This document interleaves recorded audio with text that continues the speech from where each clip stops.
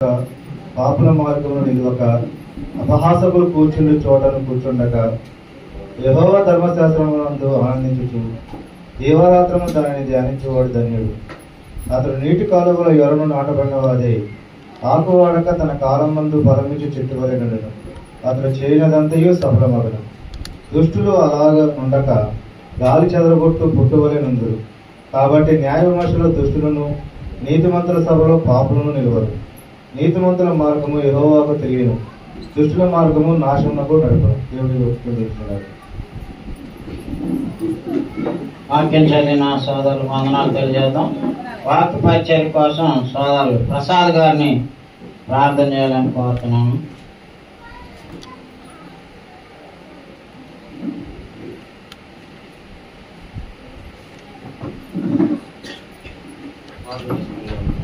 మహోన్నతుడా, మమ్మల్ని మిక్కిలిగా ప్రేమించిన మా ప్రియ పరలోకపుత్రుడే, నీ పరిశుద్ధ నామమునకు వందనములు నాయన. నా ఘనమైన దేవా, ఇప్పటి వరకు తండ్రి నాయన నేను పాటలతో ప్రభావ మైపరచుకున్నాను నాయన. అలాగే నా తండ్రి మన యొక్క దైవజనుల ప్రభావ మన యొక్క సువార్తల ప్రభావ మీ యొక్క వాక్యం బోధిస్తున్నట్టుంది. ఆ బిడ్డలు బలంగా వాడుకుని తండ్రి బలపరచండి నాయన. నీకు నా తండ్రి మరి ఎంతమంది బిడ్డలు రాలేకున్నారో ప్రభావ ఆ బిడ్డలను త్వరగా తీసుకుని నాయన. నేను అందరమంతా ప్రభావ విస్తారంగా నింపండి నాయన. మీ సేవ ప్రభావ మీ స్థితిని సిద్ధపజేసిన అయినా మీరే మహిమను గంతను ప్రభావం పొందమని మా ప్రభైన మా మీ కుమారు యేసు తత్వశుద్ధాన్ని మిక్కిలి వినింటి బతులాడి పెట్టుకుంటున్నాము తండ్రి.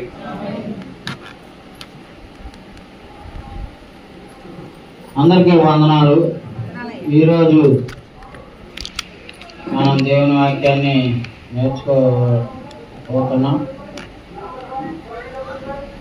మనం పోయిన ఆదివారాలు ఏం నేర్చుకున్నాం ఎవరికైనా గుర్తుందండి? మనం ఏం నేర్చుకుంటున్నాం?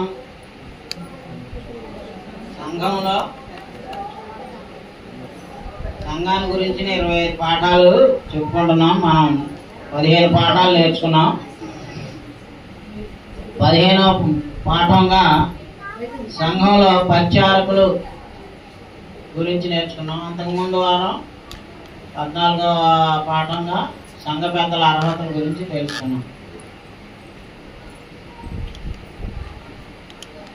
ఇక్కడ 1 తిమోతి 3వ అధ్యాయంలో చూడండి,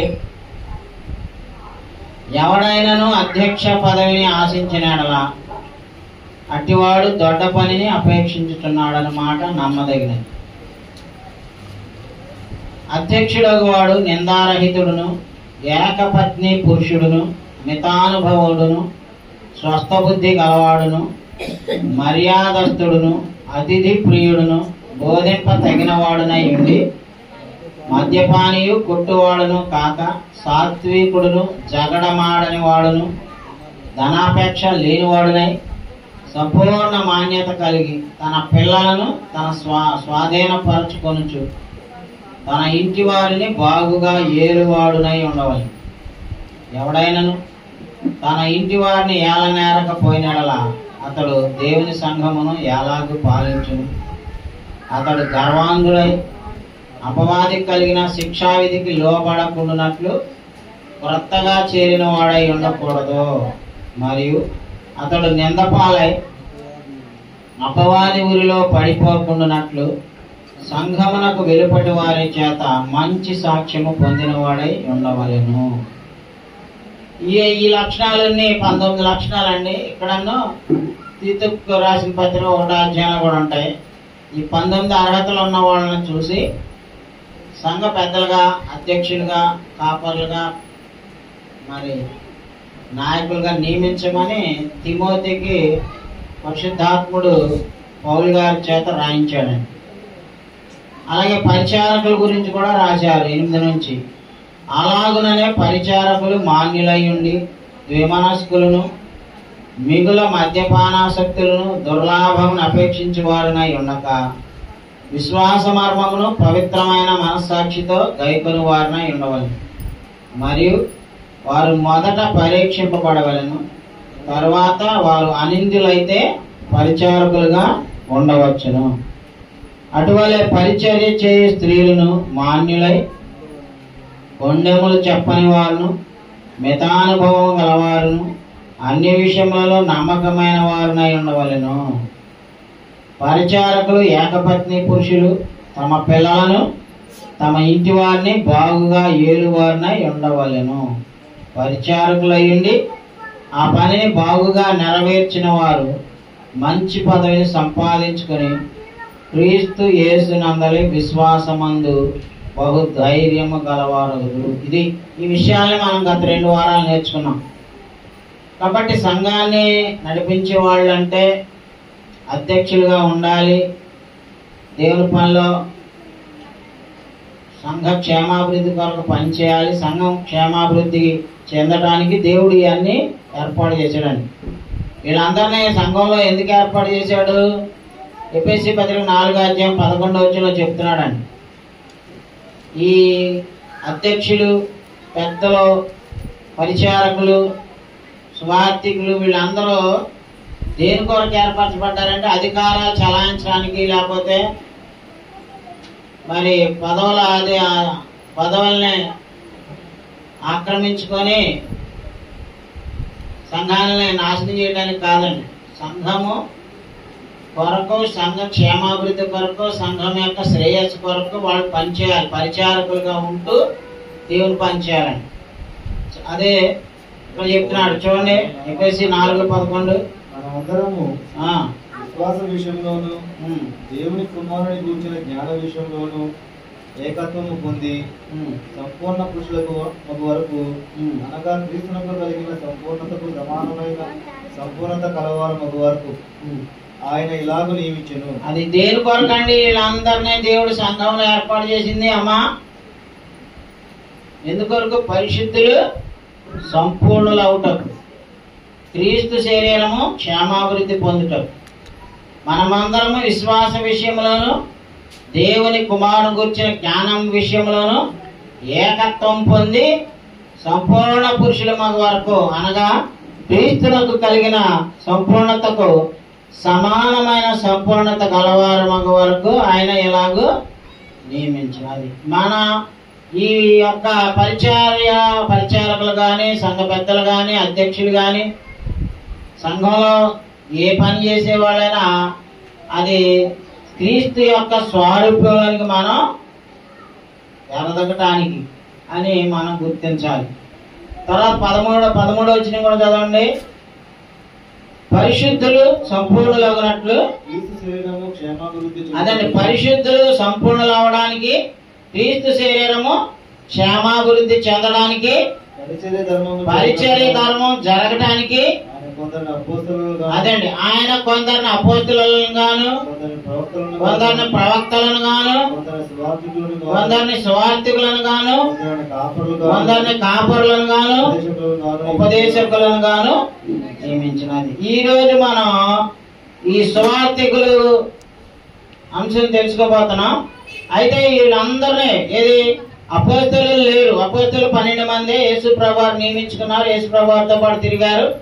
ఆ తర్వాత కూడా యేసు ప్రభువారు పౌలు గారిని నియమించుకున్నాడు. సో అపోస్తలుల శకం 1వ శతాబ్దంలోనే ముగిసిపోయింది. తర్వాత ప్రవక్తలు కూడా లేరు. బైబిల్ గ్రంథస్థం చేయబడింది. అది అందరి చేతుల్లోకి అది స్ప్రెడ్ అయింది కాబట్టి ఇక ప్రవక్తలు కూడా అవసరం లేదు. ఎందుకంటే రేపేం జరగబోతుందో వాళ్ళే ప్రవచించేవారు ప్రవక్తలు అంటారు.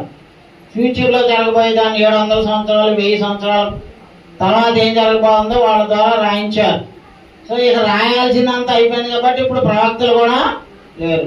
ఇప్పుడు అపోస్తలులు లేరు, ప్రవక్తలు లేరు. ఇప్పుడు ఎవరున్నారు? ఆ తర్వాత 3rd ప్లేస్ ఎవరు? సువార్థికులు గాను. అది సువార్థికుడు వస్తాడు, సువార్త ప్రకటిస్తాడు. సువార్త నమ్మిన వారు బాప్తిసాలు పొంది సంఘం ఏర్పడుతుంది.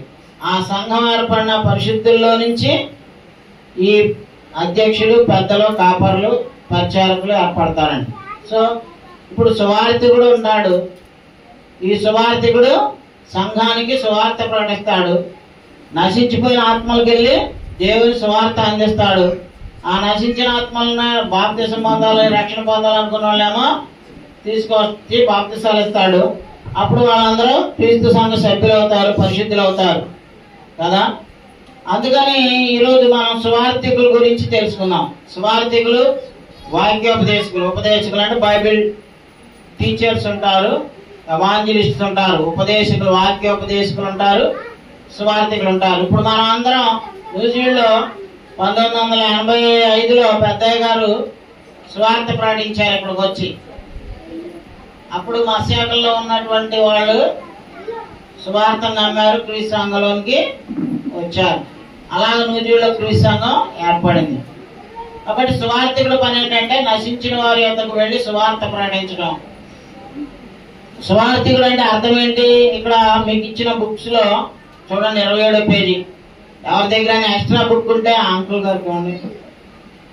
ఈ బుక్స్ అన్ని పనిచేసాం. మొత్తం 2000 బుక్స్ వేయించా. అన్ని మొన్న 2 రాష్ట్రాల దానిలో పనిచేసామండి. మిగిలిపోయి ఇంకేం లేవు. మళ్ళీ వేయాలి. దేవుని చిత్తం అయితే ఎవరి దగ్గర ఉంటే ఈ నాకు అందజేయండి.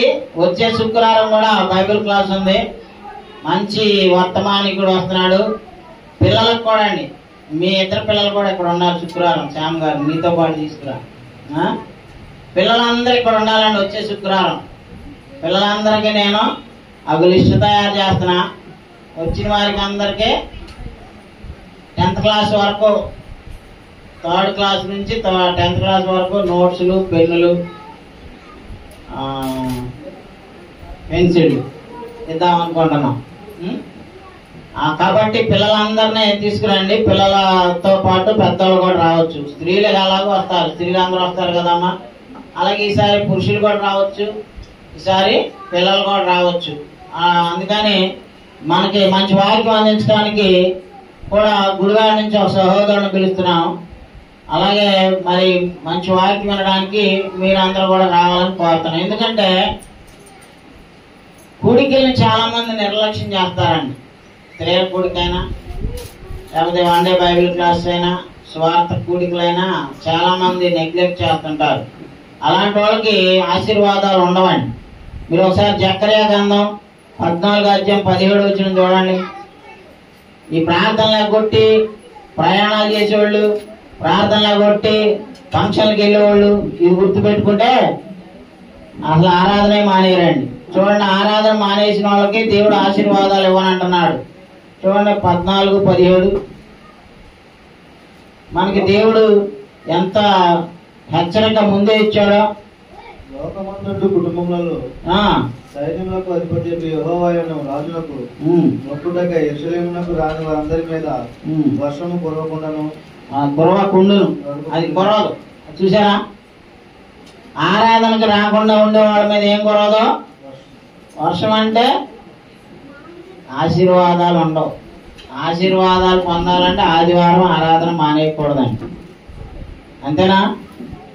నేను రాశాను ఈ బైబిల్ నాదా అమ్మా.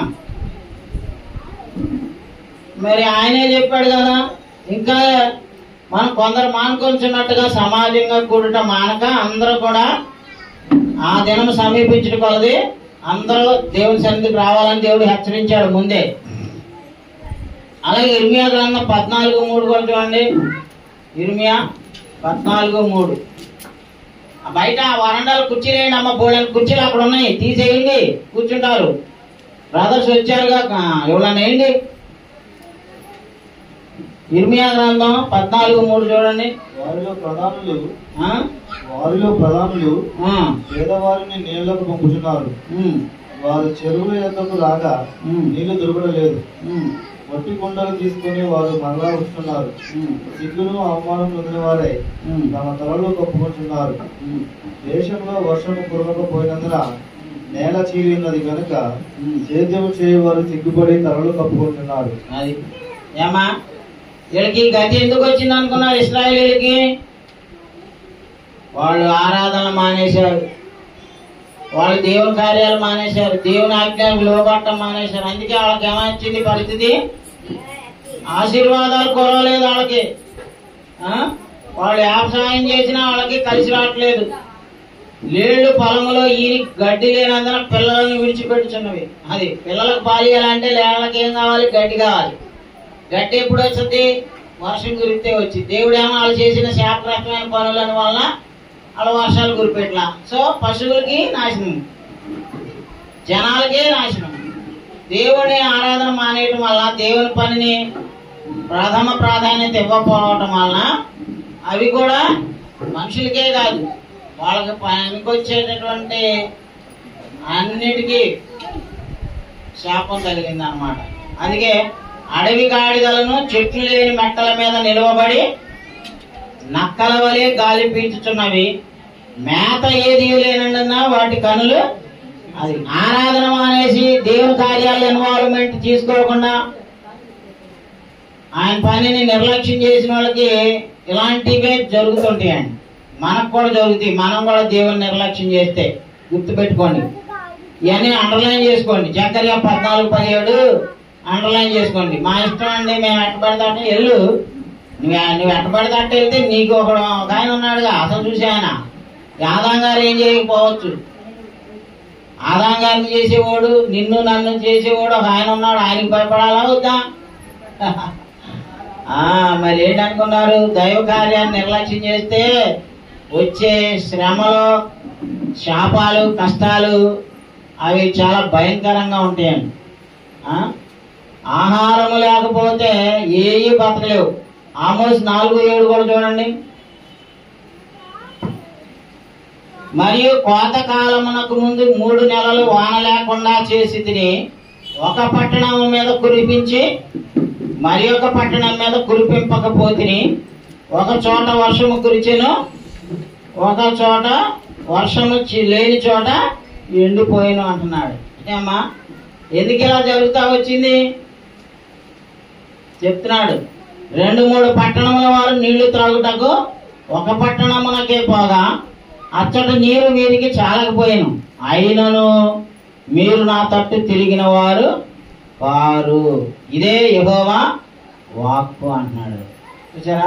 ఈ కరువు, ఈ కష్టాలు ఇశ్రాయేలుకి ఎందుకు వచ్చినాయి అంటే బికాజ్ దే లెఫ్ట్ గాడ్. దేవుణ్ణి వదిలిపెట్టారు, దేవుని ఆజ్ఞలు మీరారు, ఆరాధనలు మానేశారు, దేవుని యొక్క కృపకు పొందకపోగా శాపాలకి అవసరమైన పనులు వాడు చేశారని. అందుకే 9వ వచనం కూడా అన్నాడు, మరియు మీ సస్యములను ఎండు తెగులు చేతను, అంటే మీ పంటలను ఎండు తెగులు చేతను కాటుక చేతను నేను పాడు చేసి తిని, గొంగళి పురుగు వచ్చి మీ విస్తారమైన వనములను, ద్రాక్ష తోటలను, అంజూరపు చెట్లను, ఒలీవ చెట్లను తినివేసిను, అయినను మీరు నా తట్టు తిరిగిన వారు కారు, ఇదే యెహోవా వాక్కు అంటున్నాడు. అది ఎందుకు వస్తాయి మనకి ఈ కరువులు, ఈ లేమిడు? ఎంత వచ్చినా చిల్లి సంచులు వేసినట్టు అయిపోద్ది. ఎందుకని? Because of our rebellious nature against God. దేవునికి వ్యతిరేకంగా మనం చేస్తున్నటువంటి తిరుగుబాటు పనుల వల్ల, దేవుడికి ఆజ్ఞకు లోబడకపోవడం వల్ల, దేవుని ఇష్టమైన మనసు మనకు లేనందున, ఇష్టమైన మాటలు మనకు లేనందున, అందుకే ఏమన్నాడు, మీకు ఎందుకు వస్తున్నాయి కష్టాలంటే యాకోబు గారు చెప్తున్నాడు 4వ అధ్యాయంలో, మీరు దేవుని యొక్క బిడ్డలుగా పేరైతే ఉంది కానీ ఆయనకు అవమానం వచ్చే బతుకులు బతుకుతున్నారు కనుక మీకు ఈ ఆశీర్వాదాలు నేను ఇవ్వను అంటున్నాడండి. చూడండి 1 నుంచి యాకోబు పత్రిక. మీలో యుద్ధములను పోరాటములను దేని నుండి కలుగుచున్నవి? మీ అవయవములలో పోరాడు మీ భోగేచ్ఛల నుండియే కదా. మీరు ఆశించుచున్నారు గాని మీకు దొరుకుటలేదు, నరహత్య చేయుదురు, మత్సరపడుదురు గాని సంపాదించుకొనలేరు, పోట్లాడుదురు, యుద్ధము చేయుదురు గాని దేవుణ్ణి అడగనందున మీకేమీ దొరకదు. మీరు అడిగినాను మీ భోగముల నిమిత్తం వినియోగించుటకై దురుద్దేశంతో అడుగుదురు కనుక మీకేమీ దొరకట్లేదు. అది మనం ప్రార్థన చేసిన దురుద్దేశాలతో భోగాల నిమిత్తం అడిగితే ఎవడంటండి? మనలో యుద్ధాలు, కక్షలు, కార్పణ్యాలు ఇవి పెట్టుకొని దేవుడిని అడిగితే అసలు పొందలేం. దేవుని ఆశీర్వాదాలు పొందాలంటే దేవుడు మనసు మనకు కావాలి. క్రీస్తు మనసు మనకు ఉంటే దేవుడు మనకు తప్పక ఆశీర్వాదాలు దాచేస్తారు. కాబట్టి సువార్థికుడు అనగా మన 27 పేజీలు ఎల్లో బుక్ లో పేజీ నెంబర్ 27. సంఘాన్ని గురించిన 25 పాఠాల్లో ఇది 16వ పాఠం అండి. 27వ పేజీ చూడండి. సువార్థికుడు అనే పదానికి అర్థం ఏంటంటే, సువార్థికుడు అనగా ఎవాంజలిస్ట్, మంచి వర్తమానమును తెచ్చేవాడు. ఎవాంజలిస్ట్ అంటే ఏవో అంటే మంచి, ఏంజలోస్ అంటే దూత, వర్తమానికుడు. సో ఇది ఒక ప్రత్యేకమైన పనిని సూచిస్తుంది. మొదటి శతాబ్దంలో సువార్థికులు ఉన్నారు. మనం ఎఫెసీ 4:11 చదివాము. అయితే ఇప్పుడు అపోస్తుల గానం 21:8 చూడండి. ఆ రోజున 7 పరిచారకులను నియమించారు కదండి. ఆ తర్వాత అపోస్తులు చచ్చిపోయాక, అపోస్తుల తరం అయిపోయాక, ప్రవక్తల తరం అయిపోయాక ఇక సువార్థికులే మిగిలారు మొదటి శతాబ్దం నుండి కూడా. చూడండి అపోస్తుల గారు 21:8. మరునాడు మేము బయలుదేరి కైసరయాకు వచ్చి 7గురిలో నొకడును సువార్థికుడైన ఫిలిప్పు ఇంట ప్రవేశించి అతని యొద్ద ఉంటిమి. చూసారా, 7గురిలో ఒకడును అంటే ఆ యెరూషలేం సంఘంలో వాళ్ళకి డిస్ట్రిబ్యూషన్ దగ్గర కొన్ని డిఫరెన్సెస్ వచ్చేసరికి వాళ్ళు 7గురిని జ్ఞానము, ఆత్మ, దైవ మనసు ఉన్నోళ్ళని ఎడుకోమన్నారు కదా. ఆ 7గురు ఒక ఆయన ఫిలిప్పు ఉన్నాడు. ఆయన ఏంటంట సువార్థికుడు అంటాడు. సువార్థికుడు అంటే మంచి వర్తమానాన్ని ప్రజలకు అందించేవాడు. సువార్త ఏంటండి? అది యేసుక్రీస్తు మరణ, సమాధి, పునరుత్థాన వార్తల్ని ఇతరులకు తెలియజెప్పేవాడు, నశించిన వారికి తెలియజెప్పేవాడు సువార్థికుడు. అలాగే 2 తిమోతి 4:5 కూడా చూడండి. అయితే నీవు అన్ని విషయములలో మితముగా ఉండుము, శ్రమ పడుము, సువార్థికుని పని చేయము, నీ పరిచర్యను సంపూర్ణంగా జరిగించుము. ఈ తిమోతి, తీతు వీళ్ళు సువార్థికులండి. వీళ్ళు ఏం చెప్తున్నాడు? శ్రమ పడుము, సువార్థికుని పని చేయము, నీ పరిచర్యను సంపూర్ణంగా జరిగించుము అంటున్నారండి. సువార్థికుడు అంటే ఏ శ్రమలైనా సరే, అవి ఆర్థికమైన అవ్వచ్చు, భౌతికమైన అవ్వచ్చు, ఆత్మ సంబంధమైన అవ్వచ్చు, ఎన్నిటినైనా బేర్ చేయాలండి. నేను ఇప్పుడు 35 ఏళ్ళ నుంచి సువార్త సేవ చేస్తున్నా. నా లైఫ్లో ఎన్నో శ్రమలు, కష్టాలు, ఒడిదుడుగులు, తినటానికి కూడా లేని పరిస్థితుల్లో కూడా ఉన్నాయి. అద్దె కట్టలేని స్థితిలో కూడా వాళ్ళని తట్టుకొని నిలబడ్డాయి. ఇవాళ ఇక్కడ సువార్త జరుగుతుందంటే మీరు మీ పిల్లల్ని ఎవరైనా మా అబ్బాయిని సువార్తకి ఎత్తానాయా అనేవాళ్ళు ఉన్నారా? మగపిల్లలు కావాలని ప్రార్థనలు బాగానే చేస్తాం. మగపిల్లని గురించి సేవకి ఎత్తానని మాత్రం అక్కడ చేయరు ఇస్తారా? కాబట్టి నన్నైనా పెద్దయ్య గారు సమర్పించాడు కాబట్టి నేనైనా ఉండాలి, లేకపోతే నేను ఏ లెక్చరర్ అయ్యి వెళ్ళిపోయేవాడిని. అయ్యా, స్వార్థికుడుగా బతకడం అంటే ఇట్స్ ఏ డిఫికల్ట్ టాస్క్. ఏమా, స్వార్థికుడుగా బతకడం అంటే డిఫికల్ట్ టాస్క్ అండి. మా జాషువా నిన్న అడిగి ట్రాన్స్ఫర్ అయితే అయింది, కానీ ఆర్ఎం రీజనల్ మేనేజర్ కొన్ని అలుండని ఏడిపిస్తున్నాడు అని. లిస్ట్ అయితే లిస్ట్ లో ఈ పేరు ఉంది, ఆంధ్రాకి ట్రాన్స్ఫర్ అయింది, కానీ ఆడు సెలవు ఇట్లా ఆ ఫ్రస్ట్రేషన్ అన్నాడు. నేను వచ్చేస్తా, నేను ఉండను అన్నాడు.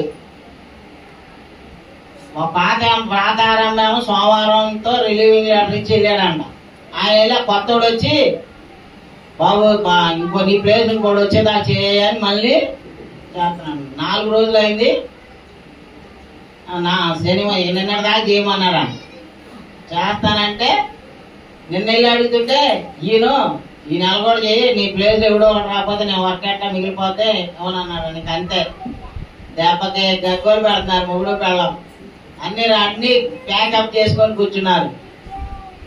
ఇంకా రావడానికి ఆడు ఎడ్ చేశాడని నేను మధ్యాహ్నం వెళ్ళి కూడా మళ్ళీ మధ్యలోనే వచ్చేసాడు, నా హెల్త్ బాగలేదు అని.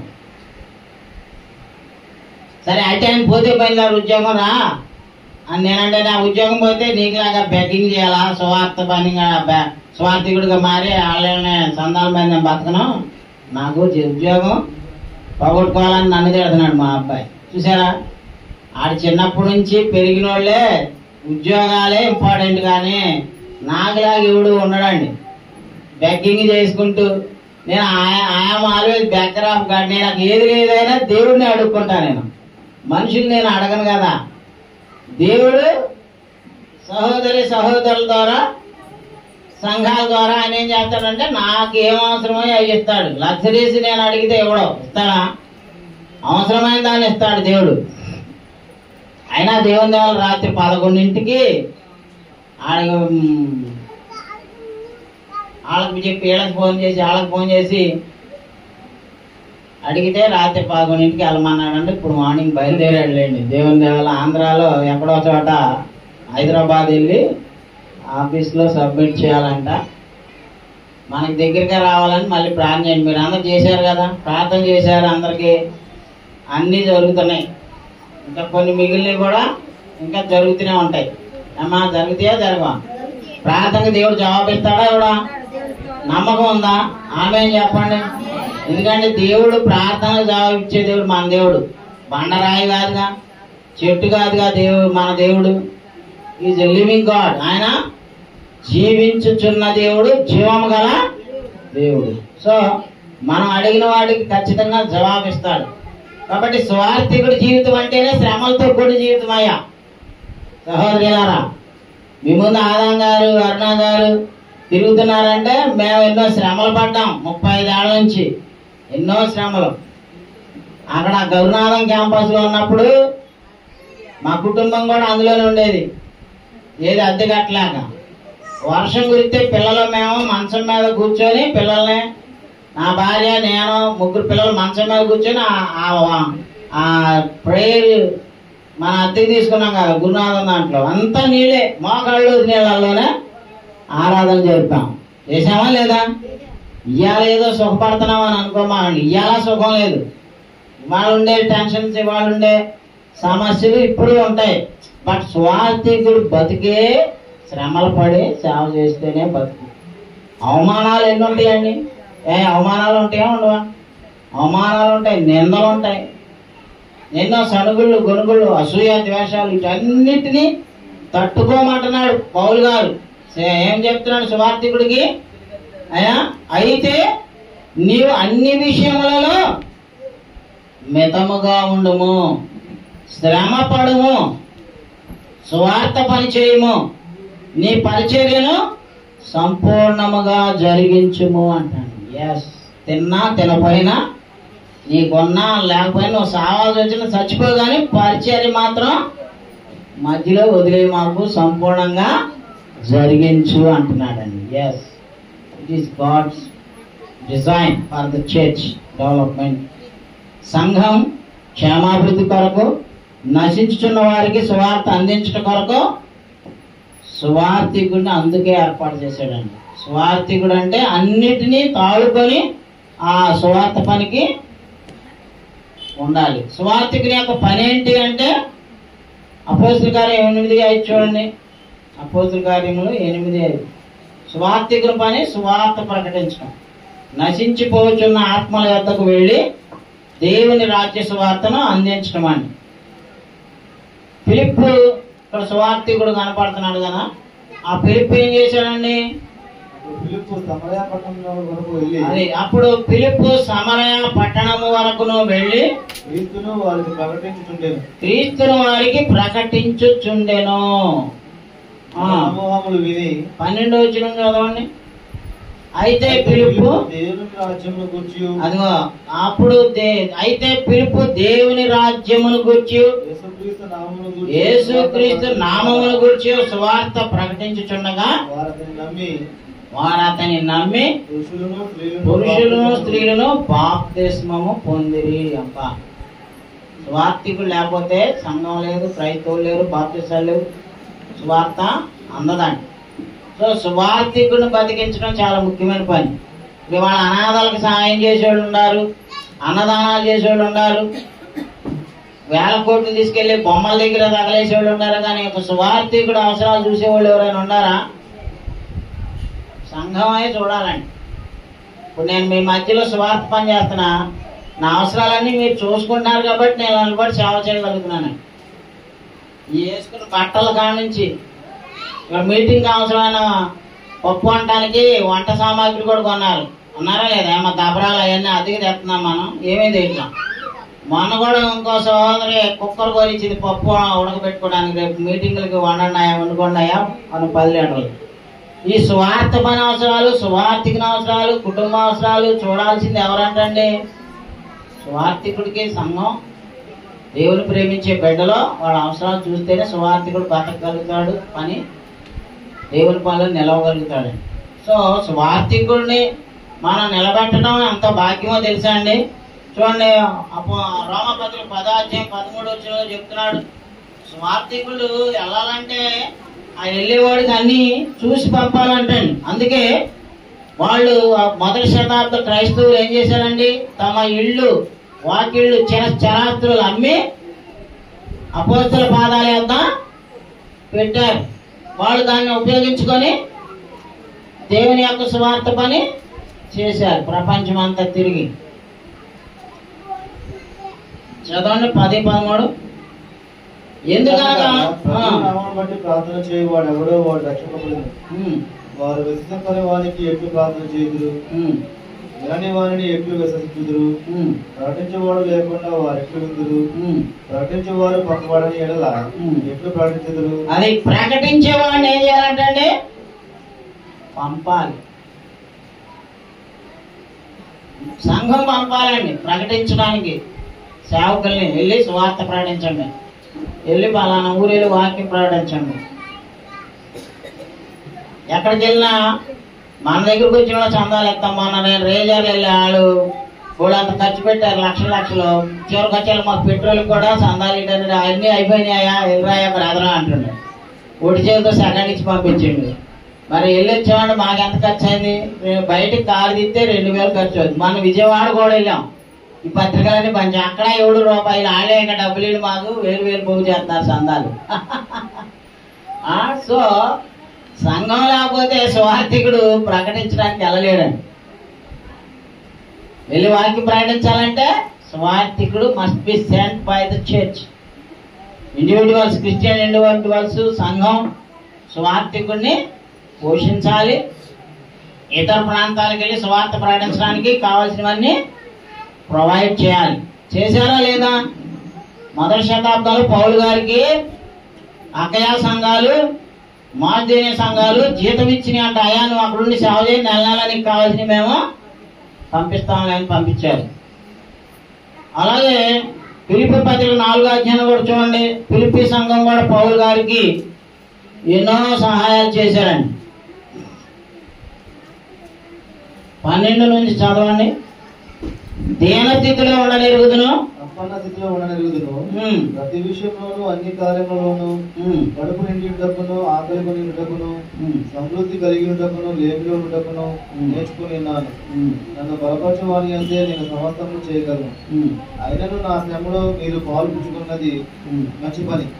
ఫిలిప్పీయులారా, స్వార్థమైన బోధన ఆరంభించి మాసిదోనియాలో నుండి వచ్చినప్పుడు ఇచ్చు విషయంలోనూ పుచ్చుకునే విషయంలోనూ మీరు తప్ప మరి ఏ సంఘపు వారు నాతో పాలువారు కాలేదని మీకే తెలియదు. చూసారమ్మా, ఫిలిప్పీలు ఏం చేశారంట? ఆయన శ్రమల్లో పాలు పుచ్చుకున్నారంట. ఆయనకి స్వార్థ పనులు ఆయన అవసరాలన్నిటికీ ఇచ్చారంట అండి. నా అవసరం తీర్చుటకు 16 ఏం చెప్తున్నాడు? ఏలయనగా తెస్సలోనికలో కూడా మీరు మాటి మాటికి నా అవసరము తీర్చుటకు సహాయం చేశారు అన్నాడు. సో 2 కొరింథీ 8వ కూడా చూడండి. వీళ్ళకి సేవ చేయడానికి కొరింథీలో వాళ్ళకి సేవ చేయడానికి పౌలు గారు ఇతర సంఘాల వల్ల నేను జీతం పుచ్చుకున్నానయ్యా అని చెప్తాడండి. అందుకని స్వార్థికుడిని ఏం చేయాలంటే సంఘం పంపాలి. పంపకపోతే స్వార్థ ప్రకటించబడదు. కాబట్టి ప్రియమైనటువంటి సహోదరి సహోదరులారా, మనం ఇంకో వచనం చూద్దాం. అపోస్తుల కార్యంలో 8:35 చూడండి. ఇక్కడ కూడా సువార్థికుడు వెళ్ళి ఏం చేస్తున్నాడు అక్కడ? అయితే ఫిలిప్పు నోరు తెరచి ఆ లేఖనమును అనుసరించి అతనికి యేసును కూర్చిన సువార్త ప్రకటించినది. సువార్త ప్రకటించాలి సువార్థికుడు. You must preach the gospel. సువార్థికుడు అంటే మంచి వర్తమానాన్ని మోసుకెళ్ళే దూత. గాస్పలర్ అంటే, గాస్పల్ అంటే మంచి వర్తమానం. క్రీస్తు మరణ సమాధి పునరుద్ధానాలను మించిన సువార్త, గుడ్ న్యూస్ ఇంకేదైనా ఉందమ్మా ఈ ప్రపంచంలో? వ్యక్తిగతంగా ఏ ఉంటాయి గుడ్ న్యూస్లు? ఏదో ఉద్యోగం వచ్చానో లేకపోతే పెళ్ళి న్యూస్లో శుభలేఖలు అంటాం కదా పెళ్ళిళ్ళ గురించి. అవి ఫిజికల్ థింగ్స్. బట్ ఆత్మలు రక్షించే సువార్త ఏదంటే యేసుక్రీస్తు మరణం, సమాధి, పునరుద్ధానాల గురించి మోసుకెళ్ళేవాడే అసలైన సువార్థికుడు. అందుకే వాళ్ళ గురించి ఏమన్నాడు? వాళ్ళ పాదములు ఎంతో సుందరమైనవి అన్నాడు. సువార్తను మోసుకెళ్ళి ప్రకటించే వారి పాదములు ఎంతో సుందరములైనవి.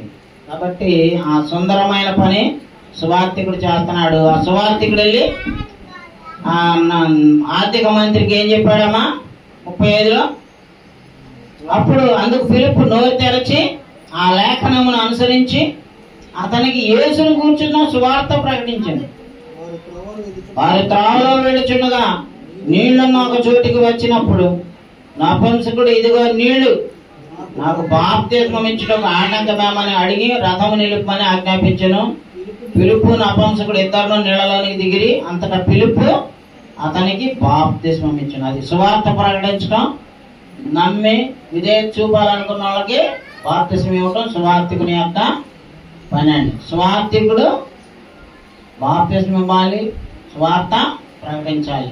ఈ బాధ్యతల్ని నెరవేర్చేవాడే సువార్థికుడు అన్నమాట. 1 తిమోతి 1:16 కూడా చూడండి. ఈ తిమోతి, తీతు పత్రికలన్నీ సువార్థికుల గురించే ఉంటాయండి. వాళ్ళు ఏం చేయాలనేది. ఆయనను నిత్య జీవము నిమిత్తము తనను విశ్వసింపబో వారికి నేను మాదిరిగా ఉండలాగిన యేసుక్రీస్తు తన పూర్ణమైన దీర్ఘశాంతమును ఆ ప్రధాన పాపినైన నాయందు కనపరిచినట్లు నేను కనికరింపబడితిని అంటున్నాడండి. అయ్యా, సువార్థికుడు సంఘానికి ఎలా ఉండాలంటండి? మాదిరిగా ఉండాలి. సంఘ పెద్దలు అలాగే ఉండాలి, సంఘంలో ఉండే పరిచారకులు అలాగే ఉండాలి. సో మనందరం కూడా క్రీస్తుని మాదిరిగా పెట్టుకుని, అందుకే పౌలు గారు ఏమన్నాడయ్యా, నేను క్రీస్తుని పోలి నడుచుకొని చిన్న ప్రకారం మీరును నన్ను పోలి నడుచుకోండి అంటున్నాడు.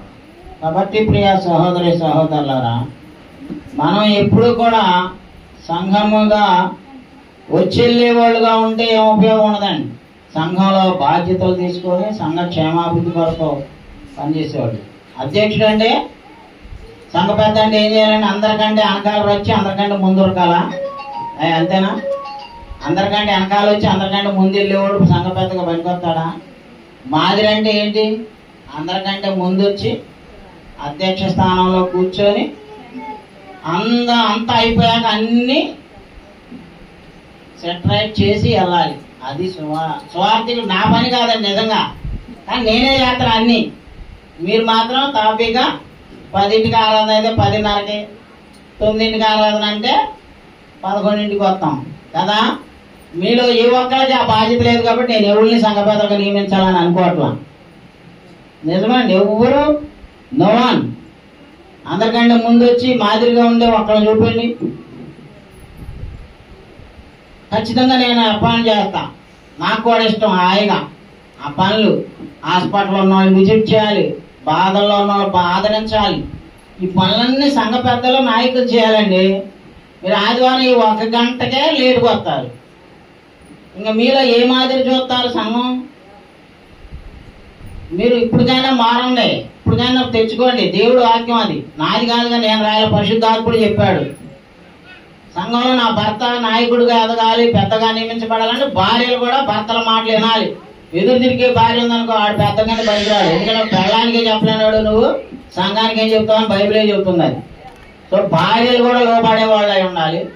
ఆ సంఘ పెద్ద భార్య భర్త ఇద్దరు సంఘ సభ్యుల్ని తమ సొంత పిల్లల్లాగా చూసుకోవాలని ఉంది. చదువుకున్నాం కదా, సన్యమిచ్చు తల్లి తన బిడ్డలను గారవించినట్లుగా ఆ మైండ్ సెట్తో మీరు క్రైస్తవులుగా ఎదగండి. ఖచ్చితంగా ఈ స్లాబ్ వేసాక ఆ పని చేద్దాం. మీరు ఉన్నారు కొంతమంది, బట్ అన్నీ లేవు. ఆరాధనకు వస్తారు, బైబిల్ చదువుతారు, ప్రార్థన చేస్తారు, పాటలు పాడతారు, కానీ మాదిరి లేదు.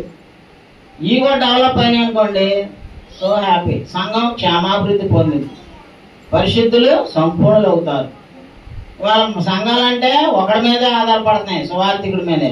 సంఘం సువార్థికుడు చచ్చిపోయినా సంఘం పెద్దల చేతుల్లోకి వెళ్ళి సంఘ నాయకత్వం అందరూ, పురుషులందరూ, స్త్రీలందరూ బాధ్యతలుగా ఉంటే ఆ సంఘం చచ్చిపోదండి. ఆ సంఘం ఎప్పుడూ ఉంటది. ఒక్కడి మీద ఎప్పుడు డిపెండ్ అవ్వదు దేవుని పని. Must be in the hands of the plural. బహుళ నాయకత్వం ఉంటది. కాబట్టి ఈ అలవాట్లు, ఈ రెఫరెన్స్లు మీరు రోజు చదువుకోండి. మీరు నాలో ఈ లక్షణాలు ఉన్నాయి కానీ ఈ లక్షణాలు లేవు, సో నేను వీటిని డెవలప్ చేసుకోవాలి, నేను నా కుటుంబం సంఘానికి మాదిరిగా ఉండాలి, అందరికంటే ముందెళ్ళాలి, అన్నీ నడిపించాలి, అలాగా తీర్మానించుకోవాలని నా రిక్వెస్ట్. నా రిక్వెస్ట్ కాదండి, వాక్యం చెప్తున్నా కమాండ్. It's God's command. ఆరాధన ఆలస్యంగా వచ్చాడు సంఘ పెద్దగా పనికిరాడండి. ఆరాధన ముందు వచ్చినోడే పనికి వస్తాడు. ట్రై చేయండి. 27 వరకు ఛాన్స్ ఇచ్చా. సంఘ సభ్యులు ఎవరైతే అందరికంటే ముందు వచ్చి అరే నేను బైబిల్ చదివిద్దామంటే ఆ మేరీ బాబు కనపడటం, ఆ ప్రమోద్ కనపడటం. చదువుకున్న వాళ్ళు లేరు. ఇదివరకు పాపం కుప్పారావు ఇక్కడ జాబ్ చేసినంతకాలం ఆయన ఉండేవాడు. ముసలోళ్ళు ఉన్నా వాళ్ళకి కళ్ళజోడు కనపడదు, తప్పులు చదువుతారు. వాళ్ళకి మాకొద్దు అంటారు. మీరు డెవలప్ చేసుకోండి, నా కోసం కాదు, దేవుని వాక్యం అది. సో ప్రతిదీ కూడా వాక్యానుసారంగా మనం వెళ్దాం. గలతీ పత్రిక 1:15 చూడండి. అందరికీ మాదిరిగా ఉండడానికి నేను దేవుడు నియమించాడు అంటండి. పౌలు గారిని ఆనాడు ఆయన సంఘాలు పనిచేసిన సంఘాలకైతే ఇవాళ నేను పనిచేసిన సంఘంలో కూడా నేను, మీరు, పెద్దలు, పరిచారకులు, we must be example life. 1:15 చూడండి. ఆయనను తల్లి గర్భమునందు పడినది మొదలుకొని నన్ను ప్రత్యేకపరిచి తన కృప చేత నన్ను పిలిచిన దేవుడు నేను అన్యజనులలో తన కుమారుని ప్రకటింపవాలని ఆయనను నా యందు బయలుపరచను అనుగ్రహించినప్పుడు మనుష్య మాతృలతో నేను సంప్రదింపలేదు. అది ఈ సువార్థికుని యొక్క అపాయింట్మెంట్ దేవుడు చేస్తాడు, కానీ పెద్దలైన పరిచారకుల అపాయింట్మెంట్ మాత్రం సువార్థికుడు చేస్తాడండి. ఆ సంఘంలో ఉన్న మంచి వ్యక్తులను చూసుకొని. ఈయన గురించి ఎటువంటి మంచి సాక్ష్యం ఉందండి. 1:23 అక్కడే 23 కూడా చూడండి.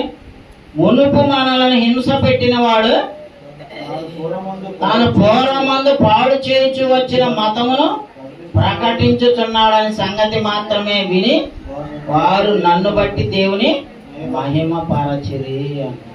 అయ్యా చూసారా, మునుపు మనలను హింస పెట్టిన వాడు ఇప్పుడు ఏం చేస్తున్నాడంట? దేవుని కోసం హింసింపబడుతున్నాడు. చచ్చిపోయాడు, గొడ్డలతో నరికారు తలకాయని. పౌలు గారిని తెలుసా? ఈయన తెప్పని దగ్గరుండి చంపించాడు యేసు ప్రభువు కోసం నిలబడి సువార్త చెప్పినాను క్రైస్తవుడు అని. ఇలాంటి వాడిని దేవుడు పట్టుకున్నాక ఏమైంది? చివరికి ఈయనే చివరికి మళ్ళీ మారి క్రైస్తవ సంఘం కోసం చచ్చిపోవడం జరిగింది. కాబట్టి 1 తిమోతి 4:15 కూడా చూడండి. సువార్థికుడు సంఘం కోసం నిలబడాలి, సంఘంతో కలిసి సువార్త పనిచేయాలి. అంతేకాకుండా ఆ బోధని, ఆ జీవితాన్ని సంఘానికి ఎగ్జిబిట్ చేయాలని. నీ అభివృద్ధి అందరికీ తేటగా కనపడే నిమిత్తము వీటిని మనస్కరించుము, వీటి అందే సాధకము చేసుకొనుము. అదిగోండి, నిన్ను గూర్చియు నీ బోధన గూర్చి జాగ్రత్త కలిగి ఉండుము, వీటిలో నిలకడగా ఉండుము. అదే నీవిలాగు చేసి నిన్నును నీ బోధ వినివారిని రక్షించుకొందువు అంటున్నాడు. కాబట్టి దేవుని యొక్క పని చేయడం అంటే సాధకం చేసుకోవాలండి, ప్రాక్టీస్. ఈ వాక్యం మీకు బోధిస్తున్నానంటే ఇవాళ ఇది ప్రసంగం అయిపోతుంది కదా, నెక్స్ట్ వీక్ ప్రసంగం ఇవాళ నుంచి నా మైండ్లో రన్ అవుతూ ఉండదు. ఎప్పటికప్పుడు దీన్ని ఎడిట్ చేసుకుంటా ఉంటా, ఎప్పటికప్పుడు కొత్త రెఫరెన్స్లు రాసుకుంటా ఉంటా. ఆయన ఎప్పుడో రాశాడు 1967లో ఈయన ఈ పుస్తకం రాసిన ఆయన. మరి దీనికి అడిక్యువేట్గా ఉండే నేటి కరెంట్ ఇష్యూస్ని టచ్ చేస్తూ బాగు చేయాలండి. అర్థమైందా? కాబట్టి ఎప్పటికప్పుడు సాధకం చేసుకోవాలి. నా బోధన గురించి నన్ను గురించి కూడా ఏం చేయమన్నాడండి సువార్థికుడుగా జాగ్రత్త కలిగి ఉన్నారండి. దైవజనుడు అంటే ఆదివారం ఒకరోజు ప్రసంగం చేసి ఆమె నన్ను ఇంట్లో బొబ్బమని బైబిల్ చెప్పలా. 2:15 చూడండి ఎంత సిద్ధపడాలో. 2 తిమోతి 2:15 పక్కనే 195 పేజీ. అదిగోండి, సువార్థికుడు అంటే మీకంటే ఎక్కువ నన్ను అడుగుతాడని దేవుడు, నాకు ఎక్కువ పడింది పనిష్మెంట్.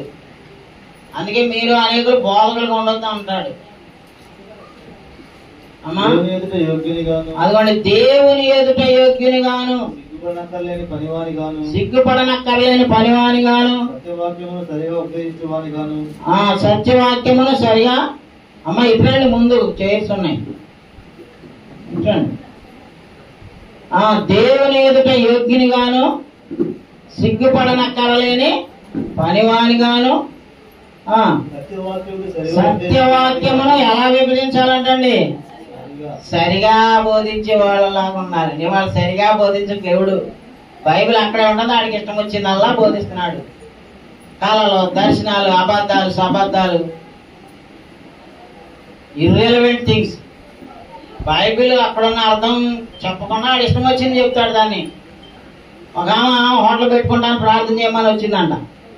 బైబిల్ తీసాడంట పాస్టర్ గారు, పెద్ద పాస్టర్ గారు అంగీలు వేసుకొని తిరిగాడు.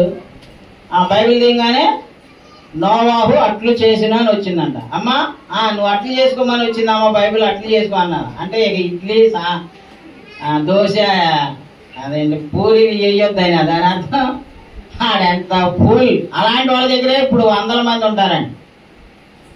వాడు ఈ బైబిల్ మిషన్ అయ్య గారు 80 ఎకరాలు కొన్నాడంట. ఇక లేవి నేర్పరు, వచ్చిన వాళ్ళకు ప్రార్థన, దేవుడు స్వస్థపరచడం, హల్లెలూయా స్తోత్రం అంటాం, దశం భాగాలు ఇవే నేర్పుతారు. నేను మా సంఘంలో ఒక్కళ్ళు కూడా నేర్పలేకపోయారు దశం భాగాలు ఇవ్వటం. వీళ్ళని ఉన్నారు దశం భాగాలు ఇచ్చేవాళ్ళు. నా ఒక ఇద్దరే తగులుతారండి, ఒక ఇద్దరే. వాళ్ళ పేరు చెప్పకూడదులేండి, వాళ్ళకి తెలుసు దేవుడికి తెలుసు. ఈ మిగతా వాళ్ళందరికీ దశం భాగాలు ఇవ్వటం, అసలు దశం భాగం అంటే అర్థమే తెలియదు కొంతమందికి. అవునా? కొత్త నిబంధన ప్రకారంగా మనకున్న దానికంటే పాత నిబంధనలో దశం భాగం, కొత్త నిబంధన ప్రకారంగా ఒరిజినల్ కొలత అంటే beyond that, more than that. మనం శ్రేష్టమైన దానిలో ఉన్నాం, దానికంటే తక్కువలో ఉన్నామా? శ్రేష్టమైన నిబంధనలు ఉన్నాం. సో దానికంటే ఎక్కువ ఇవ్వాలి. ఎక్కువ ఇచ్చిన వాళ్ళే దేవుని ప్రేమించేవాడు. అర్థమైందా? 4000 వచ్చిందంట నిన్న ఒక ఆమెకి. వాళ్ళ ఆయనకి తెలియండి, వాళ్ళ ఆయన పెన్షన్, తొలిపి పెన్షన్. 4000 ఎంత ఇవ్వాలి దేవుడికి? దశం భాగం 400. 500 ఇచ్చింది ఆదరేపాటి మరియమ్మ గారు. అంటే ఆమె కొత్త నిబంధన ప్రకారంగా దశం భాగం కంటే కూడా 100 ఎక్కువ ఇచ్చింది. ఏంటికని? We are in the better covenant. కాబట్టి మనం శ్రేష్టమైన నిబంధనలు ఉన్నాం. కాబట్టి మన సువార్త పని జరగాలంటే, సువార్థికుడు నిలబడాలి, సేవకు ముందు వెళ్ళాలంటే సరిగా ఉపదేశించాలి. దశం భాగాల గురించో లేకపోతే అబ్రహాము వీళ్ళ స్టోరీ చెప్పుకుంటా కాలం గడిపేస్తారండి మత్స్యాకులు. అది సరిగా వాక్యం చెప్పినట్టు కాదండి. ఏ యుగంలో ఎవరు ఎలా ఆరాధించారు? పితరుల యుగంలో ఆరాధించడం వేరు. పితరుల యుగంలో బలులు ఉన్నాయి. పితరుల యుగంలో హెడ్ ఆఫ్ ద ఫ్యామిలీని వాడుకున్నాడు. ధర్మశాస్త్ర యుగంకి వచ్చేసరికి మనుషులు కాదు, యాజకత్వం వచ్చేసింది. లేవి గోత్రికులు అహరోను వంశస్థులను యాజకత్వం చేయాలి. ఆ దేవాలయంలో జరిగే పనులన్నీ ఆ లేవి గోత్రికులు చేయాలి. ఎవడు పడతాడు వాయిద్యాలు కొడటానికి లేదు, ఎవడు పడతాడు బలులు ఇవ్వడానికి లేదు. బలులు మేకలు గొర్రెలు తెస్తారు, తెచ్చి లైవీలకు అప్పచెప్పాలి. వాళ్ళు ఆ పని చేస్తారు. వాయిద్యాలు కొట్టాలని లేవీలే కొట్టాలి. వాళ్ళ సంఘంలో ఎవడు పడతాడు వాయించేస్తున్నారు వాళ్ళ లేవీలా. లేవీ కానివాడు ఆజ్యం కొట్టడానికి బలి ఇవ్వడానికి అర్హత లేదు. యాజకుడు మాత్రమే యాజకత్వం చేయాలి. ఏది అహరోను గోత్రంలో అక్కడ మోషే కూడా లేదు ఆ ప్రయారిటీ. మోషే కూడా యాజకుడు కాదు. యాజకత్వం వాళ్ళ అన్నయ్య ఆ కుటుంబంలో పెద్దవాడు కనుక అహరోనికి ఇచ్చాడు, పెద్ద కొడుకు కాబట్టి. మోషేకి ఇవాళ మోషేని నాయకత్వం వహించమన్నాడు. ఐగుప్తు నుంచి తీసుకొచ్చాడు. ఆయన ఆఖరికి కనాన్ దేశంలో కాలు కూడా పెట్టకుండా చచ్చిపోయాడు. ఎందుకంటే ఆయన ఒక పాపం చేశాడు, ఆజ్ఞ మీరాడు. ఆయన్ని కాలు పెట్టనిచ్చాడా? చిన్న, మన దృష్టికి అది చిన్నదే. ఏమన్నాడు? బండతో మాట్లాడు నీళ్ళు ఎత్తదని చెప్తే ఈయన ఏం చేశాడమ్మా? 3 సార్లు కొట్టి ఇశ్రాయేలీని ద్రోహులారాన్ని తిట్టాడు. దేవుని ప్రజలు, నా ప్రజల్ని అంటే నువ్వు నా ప్రజల్ని తిడితే నన్ను తిట్టినట్టే అని చెప్పి దేవుడు ఫీల్ అయ్యాడు. అంత ప్రేమ ఇశ్రాయేలీలు అంటే. ఇవాళ క్రైస్తవులు అంటే కూడా అంత ప్రేమ దేవుని. మనల్ని ఎవడ హింసించినా అవమానించినా దేవుడు ఊరుకోడు. వాడికి ఎప్పుడు పెట్టాలి అప్పుడు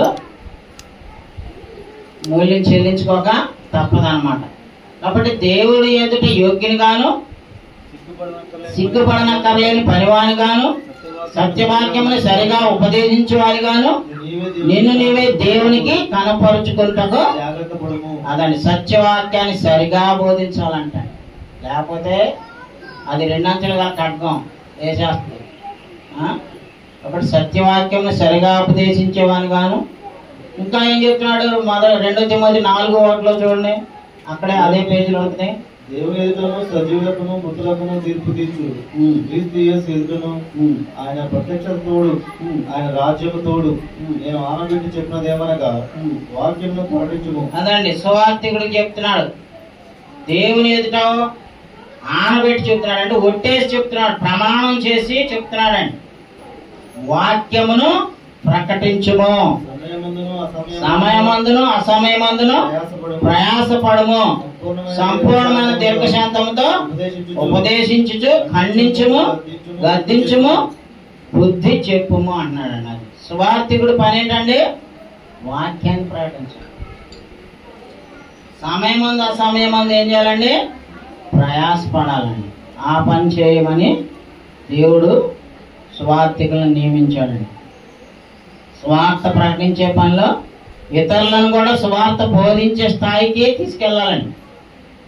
సంఘంలో సుబోధ వాక్యాలు బోధించాలండి. తీతుకు చూడండి, దాని పక్కనే ఉంటది, తీతుకు 2:1. నీవు హితబోధ అనుకూలమైన సంగతులను బోధించుము. అది హితబోధ అంటే ఆరోగ్యకరమైన బోధ. ఇతరుల ఆత్మను నాశనానికి పంపించే బోధలు ఉన్నాయి లోకం నిండా, తప్పుడు బోధలు. ఆత్మతో సత్యంతో ఈ క్రైస్తవ యుగంలో ఆరాధించాలి. పాత నిబంధనలో వాయిద్యాలు కొట్టారు, పాత నిబంధనలో దావీదు డాన్స్ చేశాడు, పాత నిబంధనలు వాళ్ళు చేశారంటే వాళ్ళకు ఒక లేవీలు కొట్టారు, వాళ్ళది వేరు. ఇప్పుడు కొత్త నిబంధనలో మనం ఉన్నాం. మనం ఏం చేయాలి? ఆత్మతో సత్యంతో ఆరాధించాలి. అందుకే అన్నాడు, నీవు హితబోధకు అనుకూలమైన సంగతులను బోధించుము. హితబోధ అంటే హెల్దీ సౌండ్ డాక్ట్రిన్. 15 వచ్చిన చూడండి, మనం మనుషులను నరకానికి పంపించే బోధలు అనే జాగ్రత్త. ఈ లోకంలో వీటిని గురించి బోధించుచు హెచ్చరించుచు సంపూర్ణాధికారంతో దుర్బోధను ఖండించుచు నుండుము, నిన్నెవరిని తృణీకరింపనీయకుము అంటున్నాడండి. చూసారా? నిన్నెవరిని కూడా తృణీకరించే అవకాశం ఇవ్వద్దు అంటున్నాడు సువార్తికుడు. దుర్బోధలు ఏం చేయాలంటే సంపూర్ణమైన అధికారంతో ఖండించాలి. ఇవాళ ఏ తప్పుడు బోధనైనా ఖండించాలంటే ధైర్యం కావాలి. తప్పుడు పనులు చేసేవాళ్ళని దాన్ని ఖండించాలంటే ధైర్యం కావాలి. ఖండించాలి. ఖండించలేనాడు బోధకుడిగా పనికిరాడండి. ఖండించకపోవడం వల్లే ఏలీ తన కుమారుని చంపుకున్నాడు. అర్థమవుతుందా? సువార్తికుడు కూడా ఏదైనా గద్దించినప్పుడు మీకు నొచ్చుకునే బాధ, గుచ్చుకునే బాధ చేసినప్పుడు మీరు ఫీల్ అవ్వకూడదు, సరిదిద్దుకోవాలి. వాళ్ళ అర్థంలోకి వెళ్తే మన మొహంలో ఉన్న తప్పులను చూపిస్తుందని అర్థాన్ని బలపడుతున్నారు, కానీ వాళ్ళ తప్పులు దిద్దుకోలేకపోతున్నారు. That's blunder mistake. మన తప్పులు చూపించినప్పుడు మనం ఏం చేయాలండి?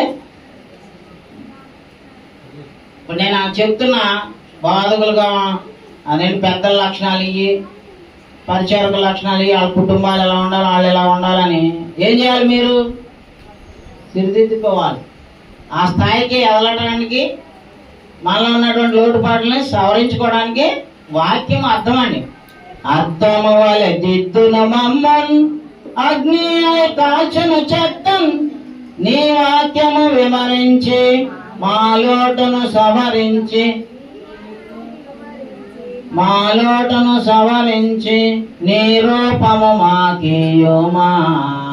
దేవాని దివ్య వాక్యము ఇవిగా మాకు దొరికెను. హల్లెలూయా హల్లెలూయా హల్లెలూయా హల్లెలూయా. కాబట్టి సంఘాన్ని సువార్తికుడు హితబోధ విషయంలో పెంచాలి. దుర్బోధల్ని ఖండించి సంఘాన్ని కాపాడుకోవాల్సిన బాధ్యత కూడా ఉందండి. అలాగే 2 తిమోతి 2:2 చూడండి. నీవు అనేక సాక్షుల ఎదుట నా వలన వినిన సంగతులను ఇతరులకు బోధించుటకు సామర్థ్యము గల నమ్మకమైన మనుషులకు అప్పగించమన్నాడు. అది సామర్థ్యం ఒకటే కాదండి, సంఘంలో వాక్యం చెప్పే అవకాశం ఇవ్వాలంటే అతనికి నమ్మకమైన వాడు కూడా ఉండాలి. వాద్యమైన అవకాశం ఇస్తే నలుగురు ముఠా కట్టుకొని సంఘాన్ని చీల్చే దౌర్భాగ్యులకి సంఘంలో బోధ ఇవ్వకూడదండి. సంఘంలో బోధిస్తే ఆ సంఘాన్ని ఇంకా అభివృద్ధి పరిచే మనస్తత్వంలో సంఘంలో బోధించే అవకాశం ఇవ్వాలి. అందుకే సామర్థ్యము, నమ్మకం, faithfulness and teaching ability. Preaching ability ఉన్నవాళ్ళ ఏం చేస్తాడంటే నలుగురిని పోగు చేసుకొని ఈ సంఘాన్ని ఎట్ట దెబ్బ కొట్టాలని చూస్తాడండి. అలాంటి దౌర్భాగ్యులు ఉన్నప్పుడు వాళ్ళకి బోధ ఇవ్వకపోవడమే మంచిది. కాబట్టి సంఘంలో ఇతరులకు బోధించే వాళ్ళుగా ఇతర ప్రాంతాలకు వెళ్ళి నశించుచున్న ఆత్మలు రక్షణ లేని వాళ్ళకి, నరకానికి వెళ్ళే వాళ్ళకి సువార్త బోధించమని అవకాశం నేర్పాలి, పంపించాలి. But at the same time they must be faithful and prayerful. సంఘాన్ని నడిపించాలంటే బోధించే సామర్థ్యంతో పాటు సంఘం కోసం ప్రాణం ఇచ్చే నమ్మకత్వం గలవాళ్ళై ఉన్నారు. ఆకల ప్రిస్కలు ఉన్నారు. వాళ్ళు పౌలు గారి కోసం వాళ్ళ ప్రాణాలను అడ్డం వేశారంట. తెలుసా? స్వార్థికులకి ఏ ఆపద వచ్చినా అడ్రస్ లేకుండా పోయేవాళ్ళు సంఘానికి పనికిరారండి. ఇదిగో స్వార్థికుడి కోసం ఆపద వచ్చింది పౌలు గారికి. చూడండి 16వ అధ్యాయంలో 4వ వచనం చూడండి, 3-4 వచనం చూడండి. రోమాపత్రిక 145 పేజీ. క్రీస్తు యేసునందు నా జత పని వారైన ప్రిస్కిల్లకును ఆకులకును నా వందనములు చెప్పుడి. వారు నా ప్రాణము కొరకు తమ ప్రాణములను ఇచ్చుటకైనను తెగించిరి. ఏమా, సువార్థికుడి కోసం వీళ్ళు ఏం చేశారంట? అది సంఘం కోసం. సువార్థికుడికి అవసరమైనప్పుడు ఓ భర్త ఇసుకే ఇయడానికి ప్రాణం అప్పుద్దే, నువ్వేం పనికొస్తావు? సువార్థికుడికి అవసరమైనప్పుడు ఓ భర్త సిమెంట్ అవసరం అనుకో, తీసుకెళ్ళని. ఇక్కడ సువార్థికుడు అంటే ఈ కట్టియాలి. ఎప్పుడైనా ఎవరైనా ఏదైనా ఎత్తారా? మనం అన్ని కొనుక్కుంటేనే ఇక్కడ పని జరిగిద్ది. అర్థం, ప్రాణం అడ్డం వేసారంట. ఒకసారి నా మీద కూడా రౌడీ కత్తి పట్టుకొని వచ్చాడు. నేను పొడిచేస్తా, ఇంకా నాకు ఇక్కడ కావాలని అలా చేస్తున్నారు. బొమ్మలు పెట్టి డీజే సౌండ్ పెట్టి అలా చేస్తుంటే, ఇక్కడ చర్చ్ ఉందిరా, దీని పక్కన అలా చేయకూడదు అని అన్నదికి నా మీద కత్తి తీసుకొని వచ్చాడు అప్పుడు. నేను రౌడీ కొట్టేస్తాను రా. అప్పుడు సీరు గారు ఎక్కించుకున్నాడు. నా వెనకాల మళ్ళీ హెచ్కేలు కూడా ఉన్నాడు. వీళ్ళిద్దరి మధ్యలో నన్ను కూర్చోబెట్టుకుని నన్ను సెక్యూరిటీగా తీసుకెళ్లి పోలీస్ స్టేషన్ దాకా వెళ్ళి చెప్పాం. అది సంఘానికి సువార్థికుడికి ఏదైనా ఆపదొస్తే ఏం చేయాలండి? సంఘం ప్రాణానికి ప్రాణం ఇచ్చేలాగా ఉండాలండి. ఒకసారి అజీజ్ ఖాన్ మేడం ఉన్నప్పుడు ఆ సాయిబులు అంతా వచ్చి గుడ్డలో చొక్కాలు చెప్పారు, వాచీలు బాగా కొట్టారు. అప్పుడు మీరంతా నాకు సెక్యూరిటీగా ఉండి వాళ్ళని మళ్ళీ రాకుండా వార్నింగ్ ఇచ్చారు. తీసుకెళ్లే పోలీసులు కాబట్టి చెప్తే నా మీదకి వచ్చిన ఎవడు బతకలేదండి. ఆడు మధ్యాంతరంగానే తెచ్చాడు పామాడు. ఆ రౌడీ అంట. ఆడు మొన్న మధ్య పోయిన సంవత్సరం ఆత్మహత్య చేసుకుని చచ్చిపోయాడు. కుర్రోడండి పాపం, వాడికి 2 పిల్లలు, భార్య. ఆ భార్య కూడా మా అరుణాన్ని నెట్టేసింది, కింద పడిపోయింది. అప్పుడు ఈ మంగమ్మ వీళ్ళందరూ వచ్చారు, ఎస్తేరమ్మ గారు వీళ్ళందరూ వచ్చారు, వాళ్ళకి వార్నింగ్ ఇస్తే అప్పుడు సైలెంట్ అయ్యారు. ఇప్పుడు వాళ్ళ బతుకులు ఉన్నాయా? నా మీదకి దేవుని పని నేను చేస్తాను యథార్థంగా, గొర్రెపిల్లలాగా తోడేళ్ళ మధ్యన. వీడు అక్కడే ఒంటరిగాడు, వీడు ఏమైనా చేయొచ్చు అనుకున్నాడు. భౌతికంగా నాకు మీరు సెక్యూరిటీ ఇచ్చారు, బట్ అసలు కొట్టాడు. ఈ పనులన్నీ మాస్టర్ మైండ్ ఒకడు ఉండేవాడు, ఆడు గడ్డి మోపు ఎత్తుకొని ఎత్తి మీద పెట్టుకున్నాడు, దెబ్బకు చచ్చిపోయాడు. సంవత్సరం తిరగకుండా ఇవన్నీ జరిగినాయి. సో దేవుని సేవకుడిని ఎవడో కూడా తృణీకరించకూడదు, అవమానించకూడదు, అసూయపడకూడదు, సనకూడదు, గొనకూడదు. అవన్నీ మనకు శాపాలేనండి అలాంటి పనులు చేస్తే. మన మీదకి వచ్చిన వాళ్ళందరూ అడ్రస్ లేకుండా పోయారండి. సువార్థికుడికి అంత వాల్యూ ఇస్తాడు దేవుడు. మీరు ఎవరో రాబోయే దేవుడు నా కోసం వస్తాడండి ఆన్ ద స్పాట్లో, తెలుసా? అందుకే చెప్తున్నాడు ఇక్కడ, క్రీస్తు యేసునందు నా జత పని వారైన ప్రిస్కిల్లకును ఆకులకును నా వందనములు చెప్పుడి. వారు నా ప్రాణము కొరకు తమ ప్రాణములను ఇచ్చుటకైనను తెగించిరి. మరియు వారి ఇంట ఉన్న సంఘములకును వందనములు చెప్పుడి. నేను మాత్రం కాదు, అన్యజనులలోని సంఘముల వారందరూ వీరికి కృతజ్ఞులై ఉన్నారు. చూసామా, వాళ్ళు పౌలు గారికి కోసం నిలబడటమే కదండి, వాళ్ళ ఇంట్లోనే సంఘాన్ని ఆరాధనకి, వాళ్ళ ఇల్లే వాళ్ళ స్థలంలో వాళ్ళ ఇంట్లో అందరూ కూడుకొని ఆరాధన చేసుకున్నారు. మీరు ఎవరైనా అలా మీ ఇల్లు ఇస్తారు సువార్త పనికి, రండి వాక్యం చెప్పండి, ప్రార్థనలు పెట్టుకోండి అని, అమ్మో వస్తే జనం వస్తే అదైతే ఇదైతే అని ఎవరు రాలి. ఒక ఆయన స్థలంగా ఉన్నాడు రోడ్డు పక్కన, అయ్యా వచ్చే సంవత్సరం 3 రోజులు ఇక్కడే పెట్టాయా రోడ్డు పక్కన అన్నాడు. నాకు చాలా హ్యాపీగా ఉంది, ఎందుకంటే ఎన్నాళ్ళు మనం ఏ మూల ఉన్నామో తెలియదు సంఘం అంటే, క్రీస్తు సంఘం అంటే. వాళ్ళ దేవుని దేవాల రోడ్డు పక్కన మనవాడు కంటే మనం కొన్నట్టేలేండి, అది నాదే అనుకుంటాను నేను. స్వార్థ పని చేసుకోవచ్చు, ప్రార్థనలు పెట్టుకోవచ్చు, మీటింగ్లు పెట్టుకోండి అంటున్నారు వాళ్ళు. దేవుని స్తోత్రం, అలాంటి పనులు జరగాలని నేను కోరుకుంటున్నాను. కావున తమ ప్రాణములే కాకుండా తమ ఇంట కూడా ఒక సంఘాన్ని, ఎక్కడది కేంక్రియలో ఉన్నటువంటి వాళ్ళకి రాస్తున్నాడు. అక్కడ ఉన్న సంఘం ఎవరింట్లో కూడుకుంటుంది? ఆకుల ప్రిస్కిల్ అనే 2 భక్తుల భార్యాభర్తలు ముందుకొచ్చి, మా ఇంట్లో సంఘారాధన జరిపించుకోండి అయ్యా, మా ఇల్లు సువార్త పనికి ఇస్తున్నామని చెప్పి చేశారు. సో అలాగా సువార్త పని జరిగిద్ది అన్నమాట. ఆ తర్వాత మనం చూసాం 1 తిమోతి 4:13 నుంచి, టైం అయిపోతుంది కాబట్టి, సువార్థికుడు అంటే అబద్ధ బోధకుల నుండి సంఘాన్ని కాపాడుకోవాలి. అలాగే విశ్వాసులకు సంగ్రహంగా సువార్థికుని పని ఏంటండి? అయ్యా ఇక్కడ లాస్ట్ పాయింట్ చూడండి, వాక్యమును ప్రకటించడం, విశ్వాసాన్ని కాపాడటం, సంఘంలో ఉన్న వాళ్ళందరికీ మంచి మాదిరిగా ఉండటం. ఓకేనా? సువార్థికునికి ఉండాల్సిన లక్షణాలు ఏంటో, అర్హతలు ఏంటో చూసి నేను ముగిస్తా. 1 తిమోతి 5:22 చూడండి. 1 తిమోతి 5:22.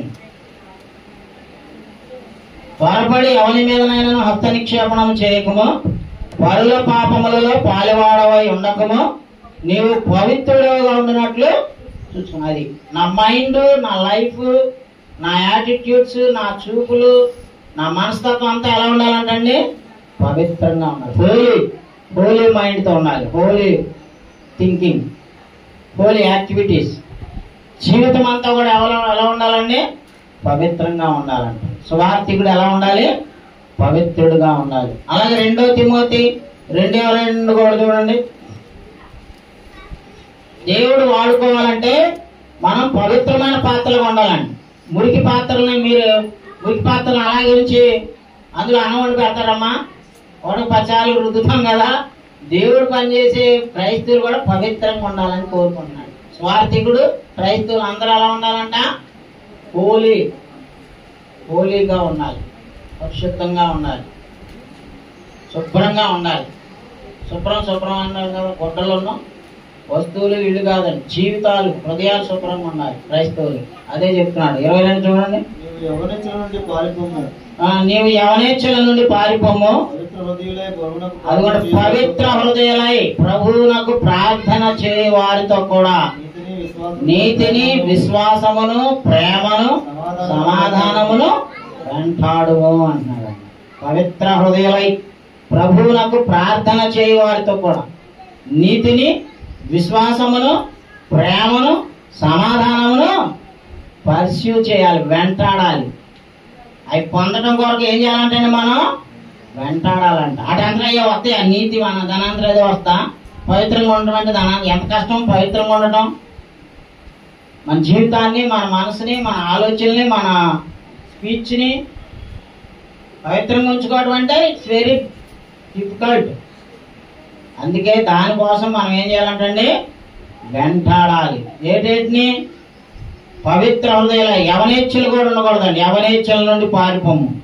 పవిత్ర హృదయాలై ప్రభువునకు ప్రార్థన చేయవారితో కూడా నీతిని, విశ్వాసమును, ప్రేమను, సమాధానమును వెంటాడాలి. తర్వాత 4:12 చూడండి. 1 తిమోతిలో యవనేచ్ఛల నుండి పారిపోవాలి. నీ యవనమును బట్టి ఎవడను నిన్ను తృణీకరింపనీయకము, కానీ మాటలోను, ప్రవర్తనలోను, ప్రేమలోను, విశ్వాసములోను, పవిత్రతలోను విశ్వాసులకు మాదిరిగా ఉండము. అది ఈ లక్షణాలు నాకు ఉండాలండి. నేను మీ అందరికి చెప్పి నేను తప్పుడు పనులు చేసేవాడు అనుకో, నేను పనికిరాను. చల్లని రూపాయి కింద దేవుడు నరకానికి పంపిస్తాడు నన్ను. నేను మీ దగ్గర బోధన చేసినంత మాత్రం నేను గొప్ప అనుకోమా. నాకు కూడా ఈ క్వాలిఫికేషన్స్ ఉండి తీరాలండి అమ్మా. లాస్ట్గా ఏం చూద్దాం? 4వ అధ్యాయంలోనే 13 వచనం. నేను వచ్చు వరకు చదువుట యందును, హెచ్చరిట యందును, బోధించుట యందును జాగ్రత్తగా ఉండాలి. అది నాకు ఇవ్వబడిన బాధ్యతలు నేను నెరవేర్చాలి. చదవటం, హెచ్చరించడం అంటే ఈ నేను 24 గంటలు చదువుతూనే ఉంటానండి. మీరు ఎప్పుడు వచ్చాయని చూడండి, నా చేతిలో ఏదో బుక్ ఉంటుంది, చదువుతూనే ఉంటా.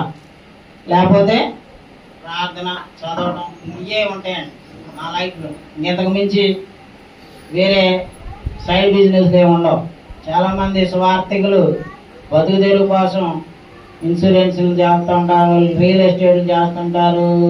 చాలా మామూలు మీరు చేసుకోవచ్చు, స్వార్థికుడుగా నేను చేయకూడదండి అలాంటి పనులు. ఎందుకంటే మీరు కష్టపడితేనే కుటుంబాన్ని పోషించుకోవాలి కాబట్టి వ్యాపారాలు చేసుకోవచ్చు, మీ వృత్తులు మీరు చేసుకోవచ్చు, ఉద్యోగాలు చేసుకోవచ్చు, పాచి పని ఏం చేసుకోవచ్చు, తప్పేం కాదు. సో స్వార్థికుడు ఏం చేయాలంటే మాదిరిగా ఉండాలి, మంచి పని చేయాలి, దేవుని పని చేయాలి, దేవునికి మహిమ కొరకు జీవించాలి. Thank you. వందనాలు. God bless.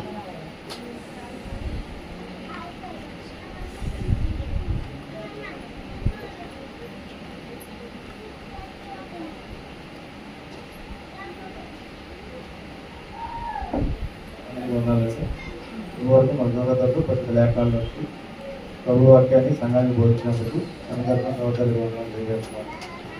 ఆరాధనలో అతి పాత్రమైన ఘట్టం మనందరం కూడా ప్రభువులో పాల్గొనుకుంటాం. దీన్ని మర్యాదగానే క్రమంగానే ఆచరించవచ్చుగా కోరుతున్నాను. అప్పుడు పౌలు కొరింథీ రాసిన పత్రిక